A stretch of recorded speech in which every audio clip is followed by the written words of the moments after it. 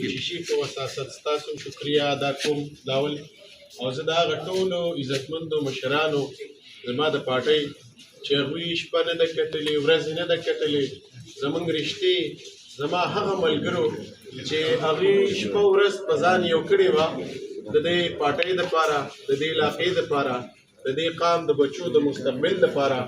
ما سره الفاظ نشته چې زه د هغوی په کومو ټکو کې شکریه ادا کړم خو انشاءالله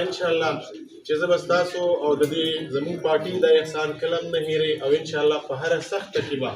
تاسو سره څنګ په څنګ ولاړئ څنګه چې مخکې هم دې پارټۍ او دې مشرانو جناب افتاب احمد خان شیرپاو صاحب او زموږ صوبایي چیرمن جناب سکندر حیات خان شیرپاو صاحب د دې قوم خدمت کړی د دې تحصیلي تنګي کړی دی ناامیدي کېږئ به نه الیکشن هم تاسو ګټلی که خیري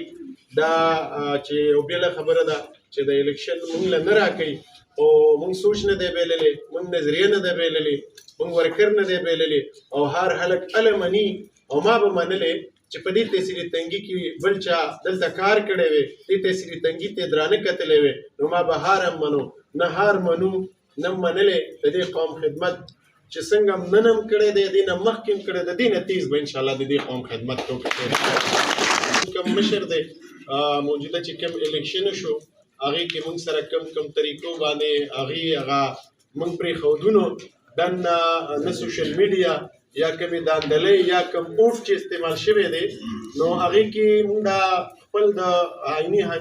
حق دی چې موږ کوم درخواست ورکړو چې بهی تاسو ګنتي مو کوئ او ریجکټ هم موږ ته وښایئ هغه درخواست زموږ نه اوسه پورې وانغستل شو او هغې چې کوم دی دغه لایحه عمل موږ تیار کړی دی په هغې به مشر خان خبرې کوي که خیر